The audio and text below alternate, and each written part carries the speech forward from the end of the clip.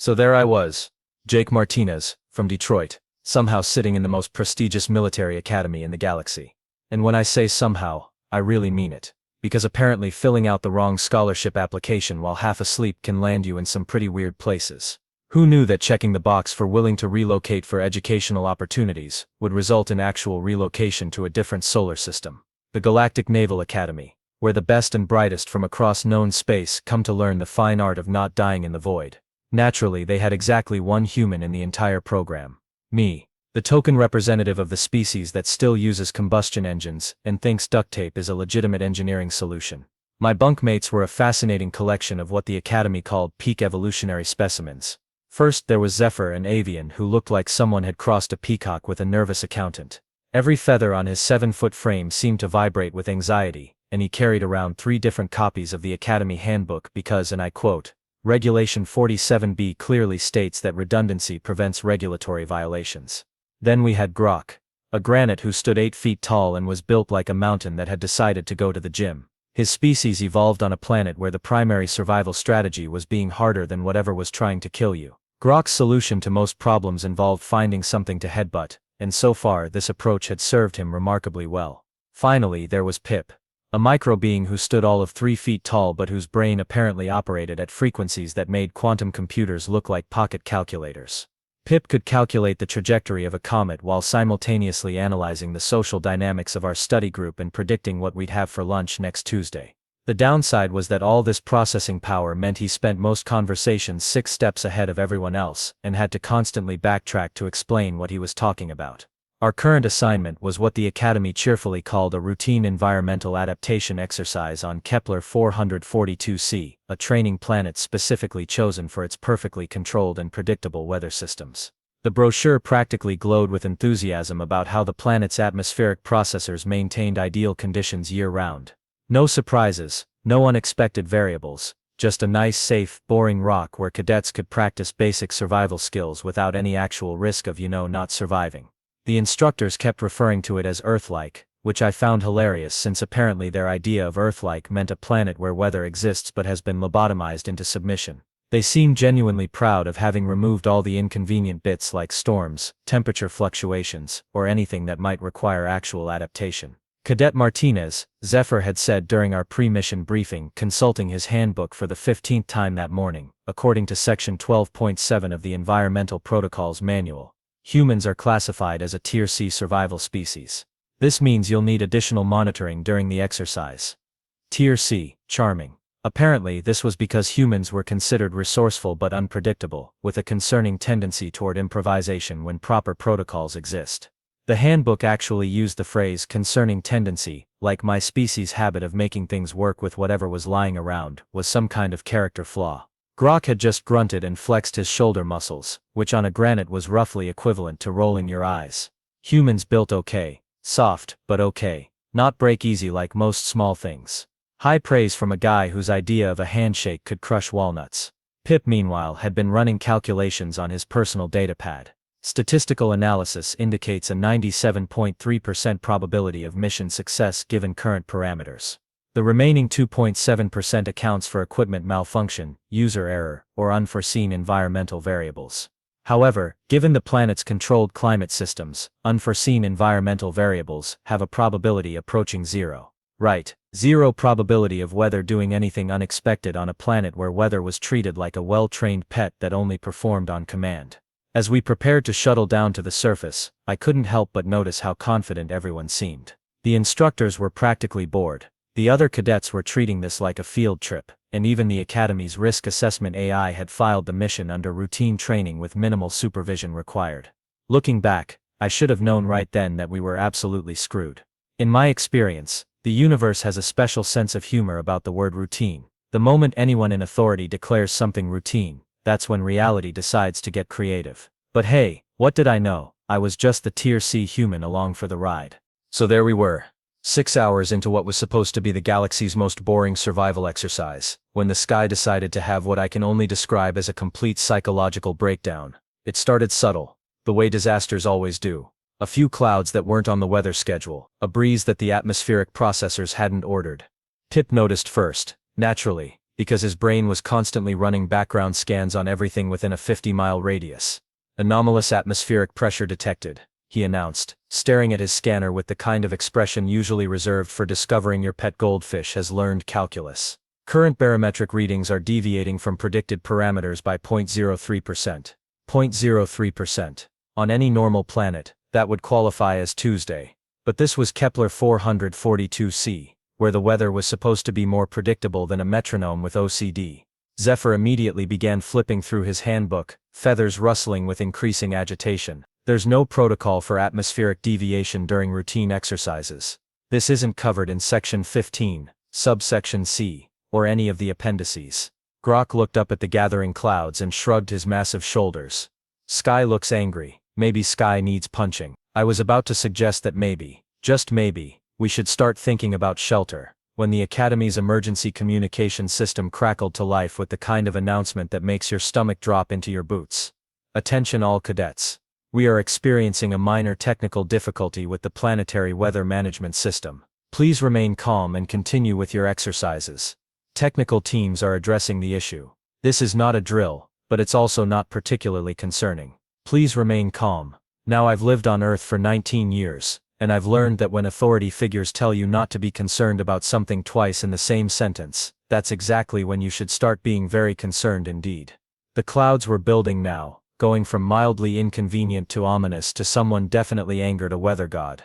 They were the kind of dark gray that usually requires a meteorology degree to properly appreciate, stacking up like nature's own game of Jenga played by someone with serious anger management issues. According to my calculations, Pip announced, his voice climbing an octave, the probability of precipitation has increased from 0.1% to 47% in the last 6 minutes. This is statistically impossible given the planet's climate control systems. Zephyr was now frantically leafing through a second handbook. There has to be a regulation for impossible weather. There's a regulation for everything. That's when the first raindrop hit. Now you have to understand, none of these guys had ever seen actual uncontrolled weather before. Their home planets either had perfect climate control or weather so predictable you could set your watch by it. Rain that showed up uninvited was like having gravity suddenly decide to work sideways. The drop hit Grok square on his rocky forehead with a little plink sound. He stared up at the sky with the kind of confusion usually reserved for discovering that 2 + 2 = purple. Water falls from sky, he announced, as if he'd just witnessed the laws of physics filing for divorce. That's not scheduled.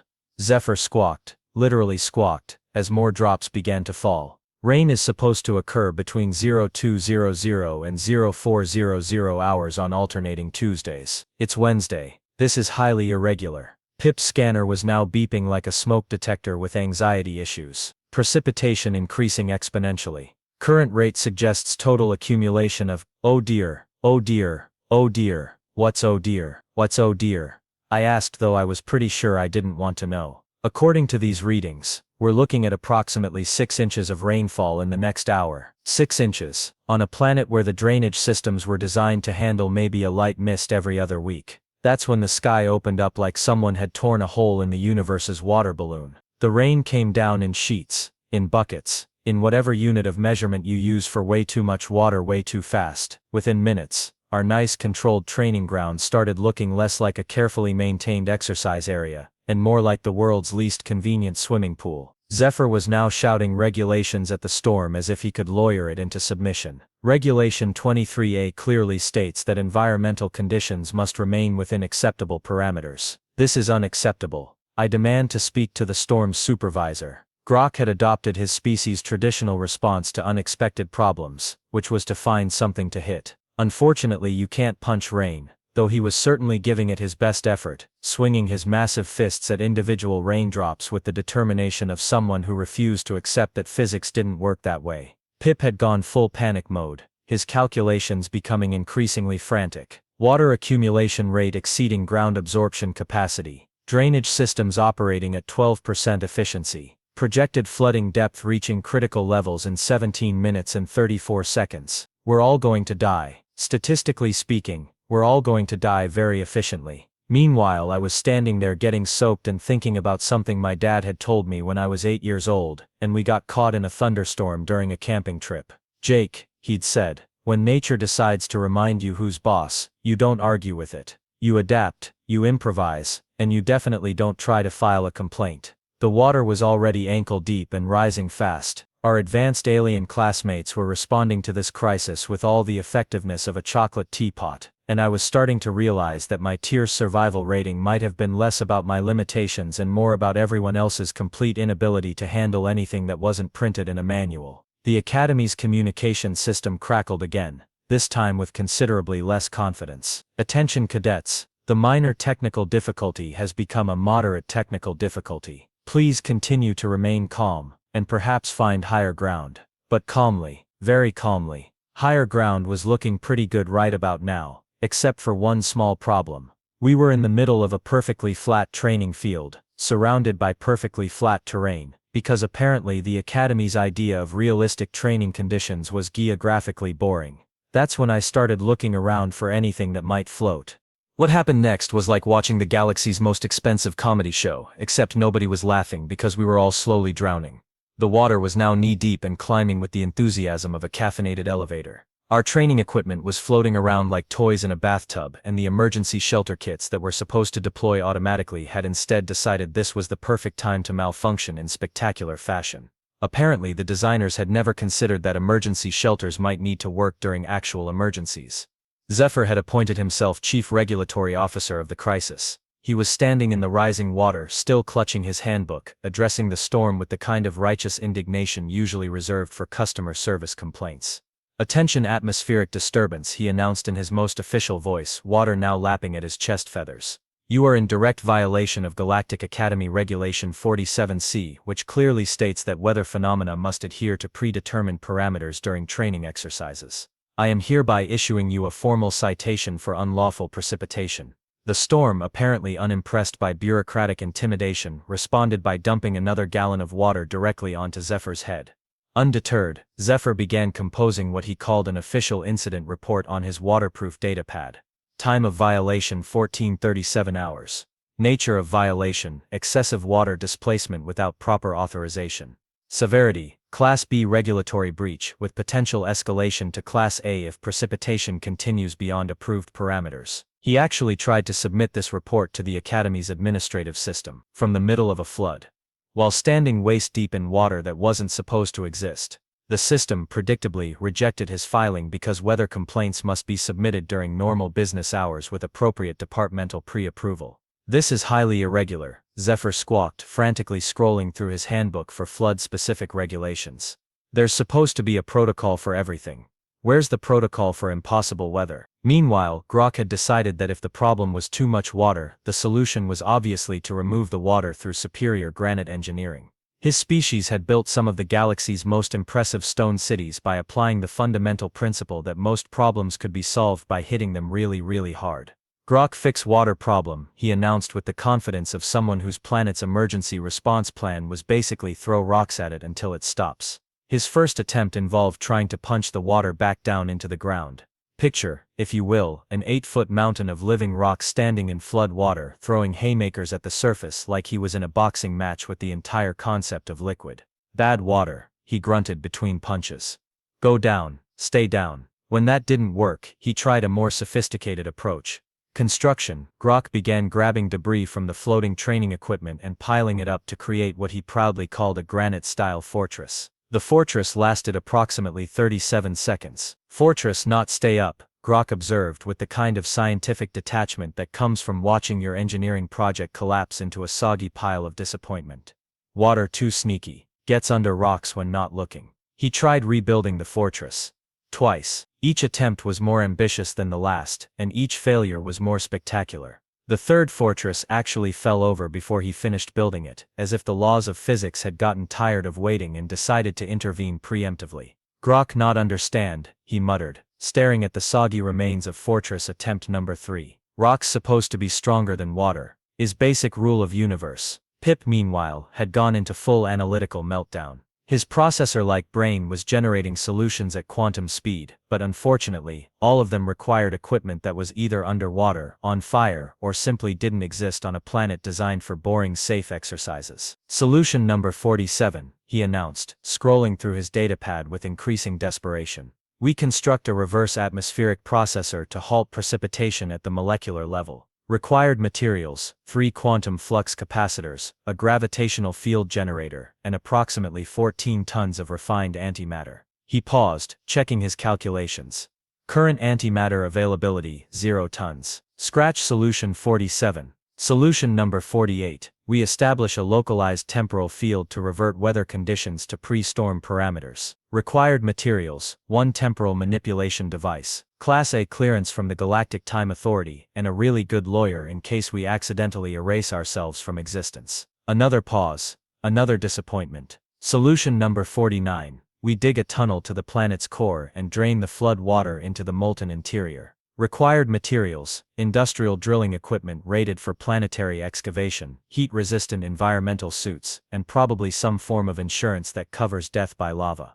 Pip was now generating solutions faster than he could reject them, his voice climbing to higher and higher octaves as his options became increasingly impossible. Solution number 83. We train the water to behave properly through positive reinforcement. Solution number 84. We file a lawsuit against gravity for enabling this situation. Solution number 85. We all learn to photosynthesize and become plants so we actually benefit from excessive water. The poor guy's brain was basically screaming "does not compute" while trying to solve a problem that required the kind of simple practical thinking that apparently wasn't covered in Advanced Theoretical Problem Solving 101. The Academy's emergency systems were having their own spectacular failures. The emergency beacon that was supposed to summon help had instead started playing what sounded like elevator music at maximum volume. The automatic distress signal kept broadcasting the message "all cadets are safe and accounted for, exercise proceeding normally," while we stood there obviously not safe and definitely not normal.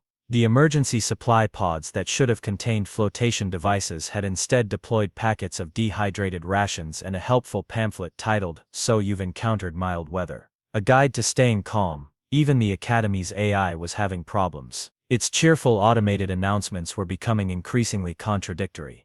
Please remain calm, do not panic. Panic is normal, please abnormally calm, remain please. Error 404, appropriate response not found. And through all of this chaos, through Zephyr's regulatory warfare against meteorology, Grok's engineering battle with basic physics, and Pip's mathematical meltdown, I was quietly doing something that apparently nobody else had considered. I was looking around, not at datapads or handbooks or theoretical solutions, but at actual stuff. Physical objects. Things that existed in the real world and might actually be useful for not drowning. Floating debris from the collapsed training structures. Emergency equipment that had failed in interesting ways. Cables and connectors from the malfunctioned weather control systems. Even some of the trees that the landscaping team had planted to make the training ground look more natural. While my classmates were busy trying to solve the flood with regulations, brute force and theoretical physics, I was sizing up materials and mentally calculating load-bearing capacities, buoyancy ratios, and structural integrity.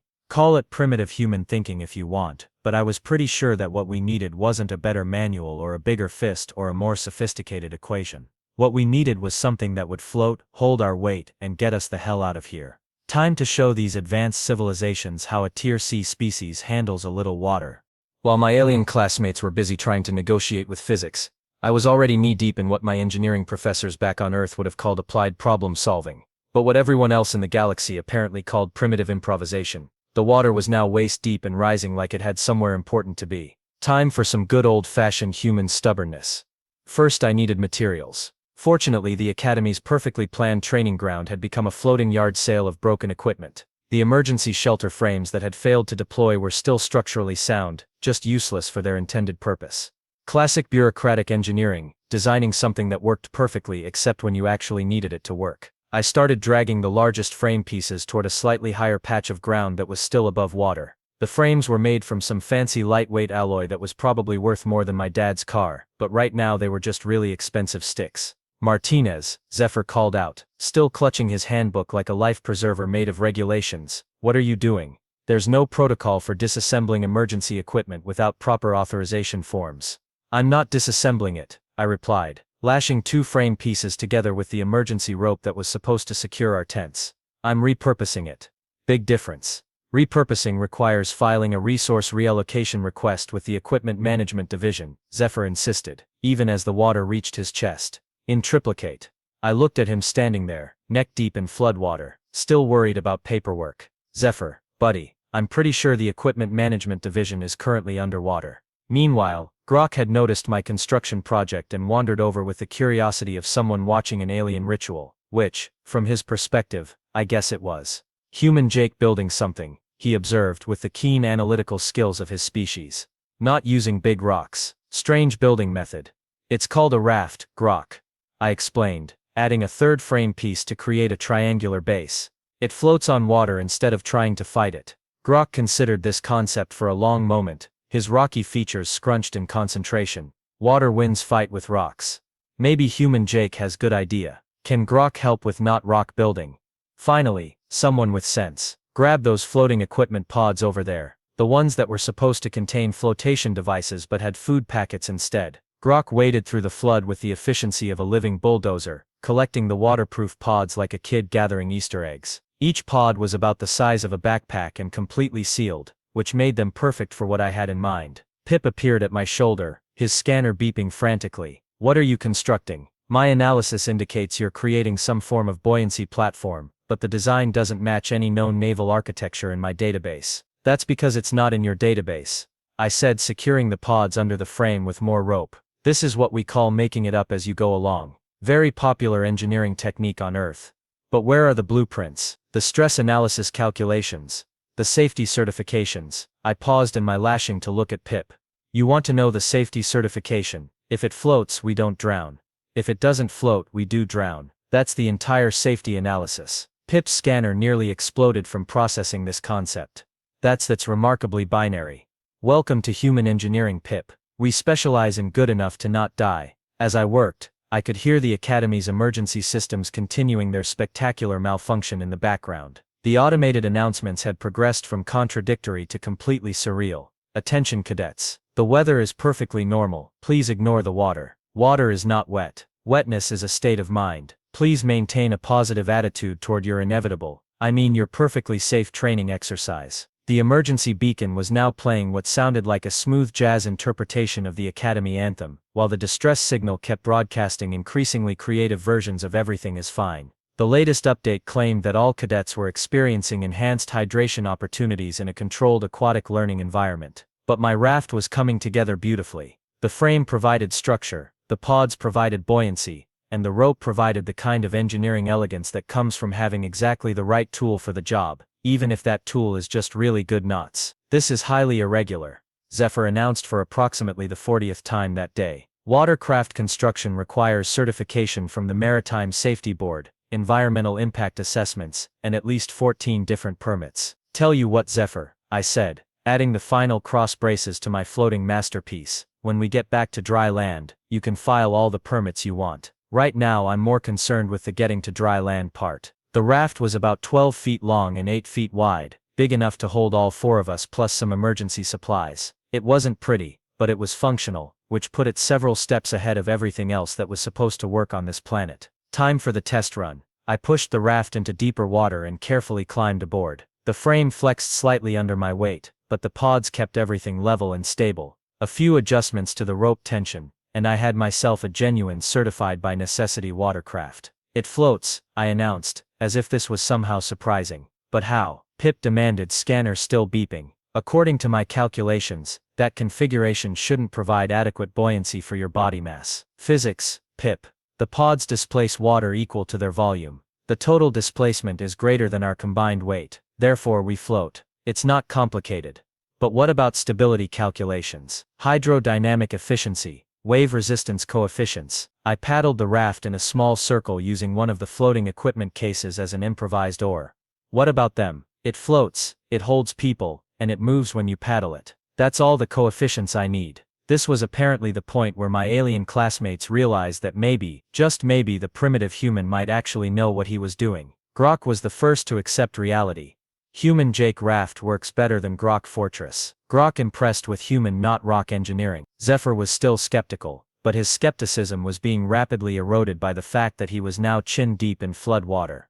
This seems very unsafe. There are no safety railings, no emergency systems, no backup protocols. Zephyr, I said, extending a hand to help him climb aboard, the backup protocol is try not to fall off. Welcome to Human Safety Standards. Pip was running continuous scans on the raft's structure, muttering calculations under his breath. Buoyancy coefficient holding steady, structural integrity within acceptable parameters. This is remarkable. You built a functional watercraft using nothing but debris and primitive joining techniques. We call it MacGyvering, I explained, helping him climb aboard. Named after an ancient Earth hero who could build anything out of paper clips and determination. The raft settled lower in the water with all four of us aboard, but it held steady. The emergency pods were doing their job. The frame was distributing weight evenly, and my knots were holding like they'd been tied by someone who actually knew what he was doing. Which, to be fair, I did. You don't grow up in Detroit without learning how to tie things together in ways that will hold under pressure.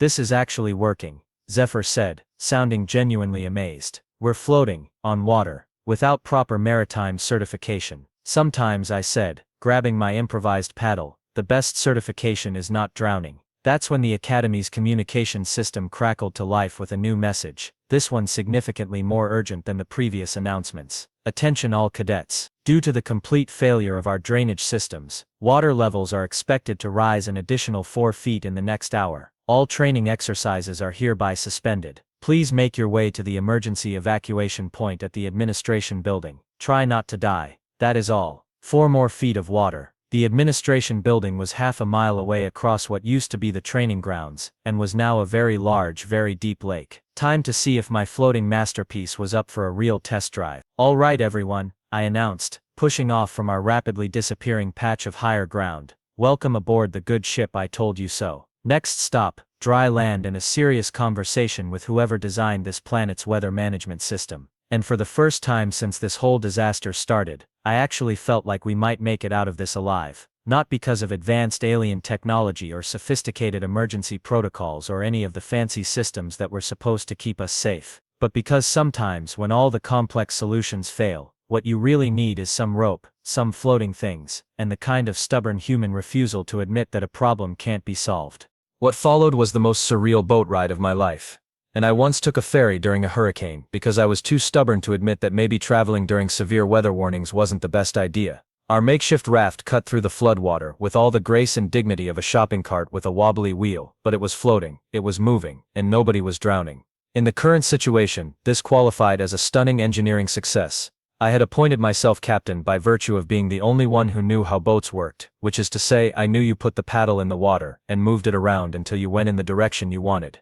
Advanced maritime knowledge, clearly. Okay team, I announced, settling into my role as reluctant leader of this floating circus. Here's the plan. We paddle toward the administration building, we don't fall off, and we try to look like we know what we're doing when we get there. That's the entire plan? Pip asked, his scanner now permanently set to mild panic mode. What about contingencies? Backup routes? Risk mitigation strategies? Backup plan is don't drown, I replied. Adjusting our heading as we navigated around what used to be the Academy's prized botanical garden, and was now a very expensive lake. Risk mitigation strategy is hold on tight. I know it's not very sophisticated, but it has the advantage of being achievable. Zephyr had positioned himself at what he declared to be the regulatory compliance station, which was basically the middle of the raft where he could continue consulting his handbook while staying as far as possible from the scary water. According to Maritime Safety Regulation 15C, he announced, flipping through soggy pages, all watercraft must maintain a minimum speed of 3 knots to ensure proper maneuverability in emergency situations. Great, I said, paddling us around a submerged training obstacle. How fast are we going? Zephyr checked his instruments. Approximately 0.7 knots. Well, we're moving faster than the people who didn't build a raft, so I'm calling that a win. Grok had taken up position at the front of the raft, where he served as both lookout and ballast. His rock-solid mass helped keep us stable, and his height advantage meant he could spot obstacles before we ran into them. It was like having a living lighthouse, if lighthouses could punch things. Big floaty thing ahead, Grok reported, pointing toward what looked like one of the Academy's emergency shelters that had deployed successfully, then immediately flooded, because nobody had thought to include drainage. Can we go around it? I asked. Grok considered this with the tactical brilliance of his species. Can go around, can also go through. Grok prefers going through. We're going around, Grok. As we navigated the obstacle course that our training ground had become, I started to notice something interesting. My alien classmates, despite their initial panic and regulatory concerns, were actually pretty useful once they stopped trying to solve the problem with their species' preferred methods. Zephyr, for all his handbook obsession, had an incredible sense of direction and spatial awareness. His constant checking of regulations had given him an encyclopedic knowledge of the Academy's layout, and he was able to guide us toward the administration building even when all the familiar landmarks were underwater. "Turn 15 degrees starboard," he directed, consulting what appeared to be a topographical map he'd memorized from the safety manual. "There's a drainage channel that runs beneath the main pathway. If we follow it, we can avoid the deeper sections near the dormitory complex." "See," I said, adjusting our course. "That's useful information, much better than trying to file a complaint with the flood." Grok's contribution was more direct but equally valuable. When we encountered debris too large to paddle around, he simply reached out with his massive arms and moved it out of our way. Floating equipment pods, submerged benches, even an entire emergency communication station that had broken loose from its moorings, Grok treated them all like minor inconveniences to be relocated. "Grok is good at water moving now," he announced proudly, after clearing a particularly stubborn piece of wreckage. "Water lighter than rocks, much easier to push around." Pip, meanwhile, had overcome his initial analytical paralysis and was now putting his processing power to good use. His scanner was tracking water levels, current speeds, and structural integrity of everything around us, providing real-time updates on the safest routes through the flood. "Current velocity increasing near the science building," he reported. "Suggest heading 20 degrees port to avoid accelerated water flow. Also, there appears to be some kind of electrical discharge from the submerged power systems. Recommend maintaining minimum distance of 30 meters. Good catch, Pip. Electrocution wasn't on my list of preferred ways to end this exercise." We were actually working as a team now. Not the kind of team the Academy had envisioned, where everyone followed their predetermined roles and protocols, but the kind of team that forms when survival depends on everyone contributing what they're actually good at instead of what they're supposed to be good at. It was about halfway to the administration building when we encountered our first real challenge. The flood had created a strong current where the main drainage system was trying to handle more water than it was designed for, creating a river within the flood that was moving fast enough to be genuinely dangerous. "That's not good," I observed, watching debris getting swept along at speeds that would turn our carefully constructed raft into expensive kindling. "Current velocity approximately 8 knots, Pip reported, his scanner beeping urgently, significantly above safe navigation parameters for our vessel configuration. Translation: we go in there, we're going to have a very short, very exciting ride to somewhere we don't want to be," I said. Zephyr was already consulting his maps. "The current follows the old storm drainage system. It runs directly beneath the dormitory complex and exits into the emergency reservoir system behind the Academy." "Where's the emergency reservoir?"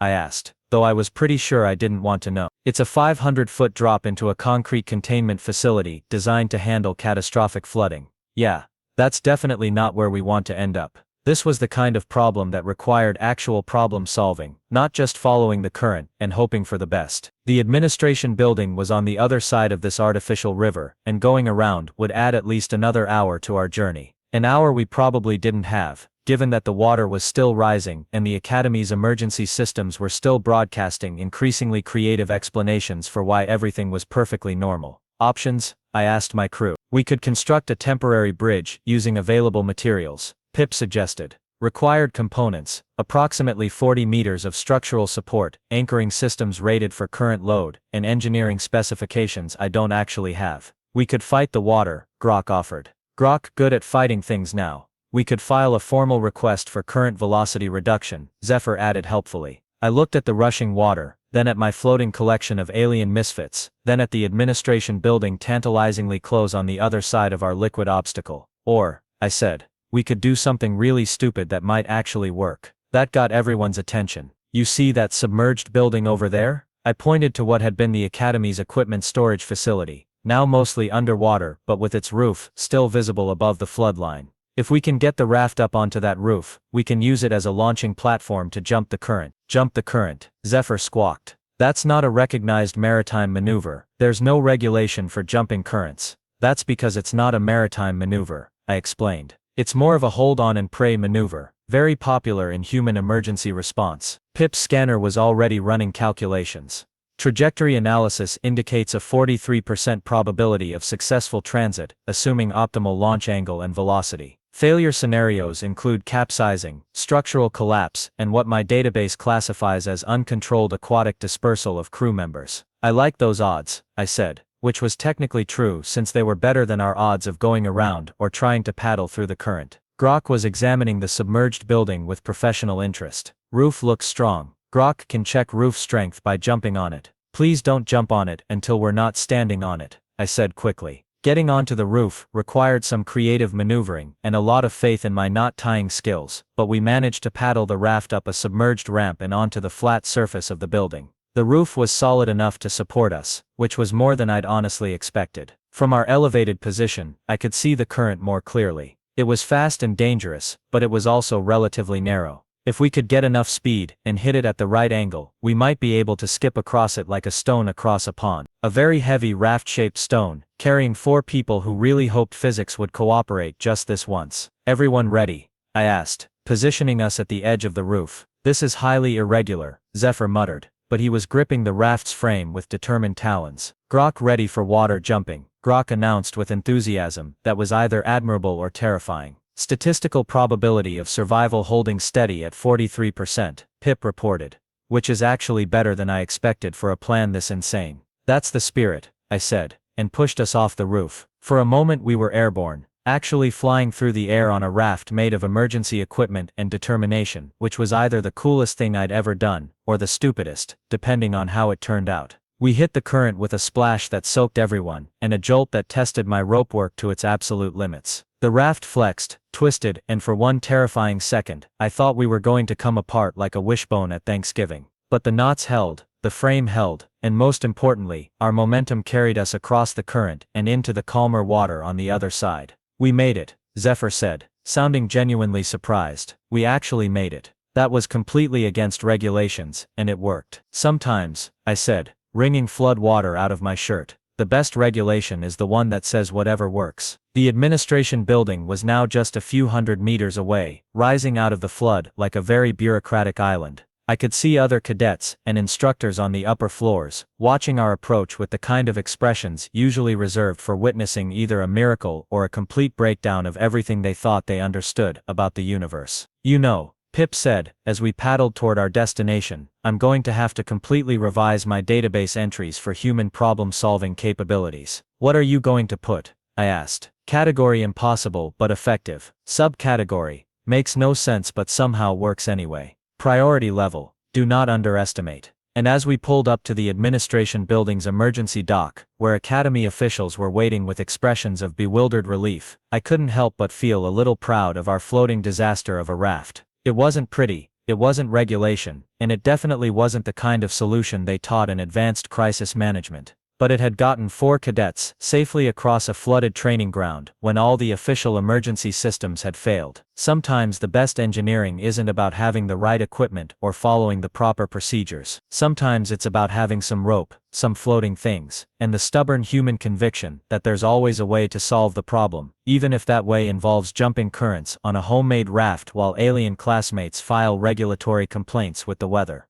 The emergency dock at the administration building was buzzing with the kind of controlled chaos that happens when very important people suddenly realize that their very expensive systems have failed in very spectacular ways. Academy officials in their pristine uniforms were running around with datapads trying to look like they had everything under control while clearly having no idea what to do about a training planet that had decided to cosplay as an ocean. Emergency response teams were coordinating rescue efforts for cadets stranded across the flooded grounds, using equipment that was apparently designed by people who had never seen actual water before. And into this scene of bureaucratic panic came our little raft, carrying 4 soggy cadets who had somehow managed to navigate half a mile of floodwater using nothing but rope, floating debris, and what the Academy would probably classify as dangerously improvised problem-solving. Commander Vextar, the Academy's head of emergency operations, was waiting at the dock with the expression of someone who'd been having a very long day that had just gotten significantly longer. He was a Zentaurian, which meant he looked like someone had crossed a professional accountant with a very serious lizard, and his species was known for their methodical approach to crisis management. Cadets, he announced as we pulled up to the dock, please disembark in an orderly fashion and report to the emergency processing station for medical evaluation and incident documentation. Sure thing, I said, tying our raft to the dock with a bowline knot that would probably outlast the building. Fair warning though, our incident documentation is going to be pretty entertaining reading. Commander Vextar's expression suggested that entertaining reading was not what he was hoping for from this situation. The first surprise came when the medical team ran their scans on us. Apparently they were expecting to find cadets suffering from exposure, hypothermia, shock, and various other conditions associated with surviving a completely unprecedented natural disaster. Instead, they found 4 individuals who were wet, tired, and remarkably healthy, considering they'd just navigated a flood zone on a homemade raft. This is unusual, the medical technician announced, reviewing his scanner readings. According to these results, you've actually maintained optimal hydration levels and show no signs of stress-related physiological impact. That's because we weren't panicking, I explained. Panic is bad for your health. Much better to build a boat and get on with it. The technician looked at me like I'd just explained that gravity was optional if you believed in yourself hard enough. Meanwhile, the Academy's investigative team was examining our raft with the kind of intense scrutiny usually reserved for alien artifacts or evidence from crime scenes. They measured everything, scanned everything, and took enough photographs to fill a small museum. This construction is highly irregular, announced Chief Engineer Kexnath, a crystalline whose body looked like someone had taught a chandelier to walk upright. The structural integrity calculations don't support the observed performance characteristics. What does that mean in simple terms? Commander Vextar asked. It means this thing shouldn't work, but it obviously does. Kexnath replied, running another scan on my rope knots. The joining techniques are primitive, the materials are improvised, and the overall design violates at least 12 established principles of maritime engineering. And yet, I pointed out, it got us here safely, while your advanced emergency systems were busy playing smooth jazz and telling everyone that water isn't wet. That comment earned me some very sharp looks from the investigation team, but I noticed that none of them could actually argue with it. The real fun started when they tried to document exactly what had happened. The Academy's incident reporting system was designed to handle standard emergencies with standard responses using standard equipment. It was not designed to handle human builds boat out of garbage and saves everyone. Classification of rescue vessel, the reporting officer asked, stylus poised over his datapad. Raft, I said helpfully. Raft is not a recognized vessel classification for Academy emergency response scenarios. How about floating thing that works? The officer's expression suggested that this was not a helpful contribution to the documentation process. Zephyr, meanwhile, had found himself in the unique position of being the only cadet who could provide a complete regulatory analysis of our adventure. He'd spent the entire flood documenting violations, filing complaints, and cross-referencing handbook sections, which meant he had the most comprehensive record of everything that had gone wrong. According to my documentation, he announced to the debriefing panel, we encountered approximately 47 distinct regulatory violations during the course of this emergency. 47 violations, Commander Vextar repeated with the tone of someone who was developing a serious headache. Please elaborate. Well, there was unauthorized weather, improper equipment usage, construction without permits, maritime operations without certification, violation of safety protocols, deviation from approved emergency procedures. Zephyr continued for another 10 minutes, reading from his exhaustive list of everything that had technically been against regulations during our escape. The officials listened with increasing amazement, not because of the violations, but because he'd managed to document everything so thoroughly while literally fleeing for his life. And yet, Commander Vextar observed when Zephyr finally finished, you're all here, safe and unharmed, having successfully evacuated from a crisis zone when our official emergency systems failed. Yes sir, Zephyr replied. It was highly irregular. Grok's contribution to the debriefing was characteristically direct. When asked to describe his role in the rescue, he simply said, human Jake built good boat, Grok helped. Boat better than rocks for water problems. This profound engineering insight was duly recorded in the official incident report, where it would probably confuse Academy analysts for years to come. Pip had spent the debriefing period running continuous analysis on everything that had happened, and his conclusions were the most interesting of all. Statistical analysis of our survival indicates a success probability that should have been mathematically impossible given available resources and environmental conditions, he announced to the panel. The only variable that adequately explains our positive outcome is the implementation of what I can only classify as human-style problem solving. And what exactly is human-style problem solving? Asked Commander Vextar. Pip consulted his datapad. Characterized by immediate practical action rather than theoretical analysis, utilization of available materials regardless of their intended purpose, acceptance of imperfect solutions that achieve desired outcomes, and a remarkable disregard for statistical probability when survival is at stake. In other words, I added, we figured out what needed to be done, and then we did it, instead of spending 3 hours calculating whether it was theoretically possible. The investigation team spent another hour trying to understand exactly how I'd known what materials to use, how to construct a stable raft, and how to navigate the flood waters without any of the sophisticated equipment that was supposed to be necessary for water-based emergency response. "Where did you learn maritime construction techniques?" Chief Engineer Keksnath asked.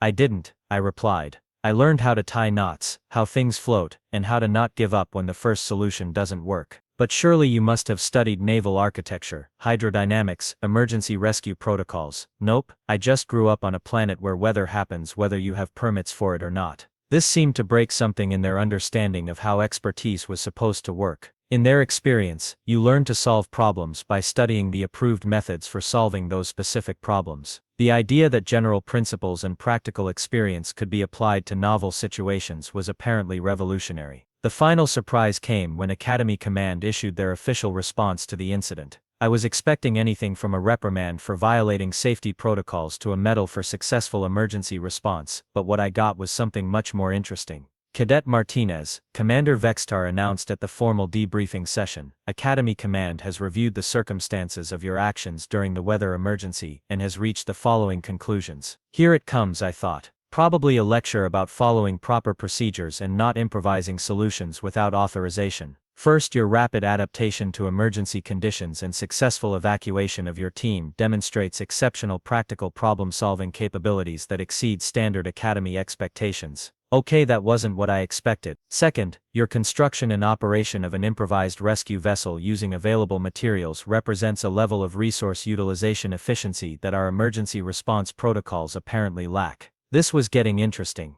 Third, your leadership during the crisis resulted in 0 casualties, 0 equipment losses, and 0 need for external rescue assistance, which compares favorably to the 17 other cadet teams that required emergency evacuation. Wait, 17 other teams needed rescue, and we were the only ones who got ourselves out. Therefore, Academy Command is implementing the following changes to our emergency response curriculum: mandatory coursework in improvisational problem solving, expanded training in resource adaptation techniques, and the addition of primitive but effective solutions to our crisis management protocols. Commander Vextar paused to look directly at me. Additionally, we're redesignating your species classification from Tier C to Tier with a specialization notation in emergency adaptation and unconventional solution implementation. Tier A. From the bottom of the survival rankings to the top, just because I'd built a raft and refused to panic when it started raining. Furthermore, the commander continued, you're being assigned as a special instructor for our new human-style problem-solving workshop, which will be mandatory for all advanced cadets. And that's how I went from being the token primitive human to being the guy who taught the galaxy's future military leaders how to solve problems with rope and stubbornness. The best part came later, when I was reviewing the official incident report.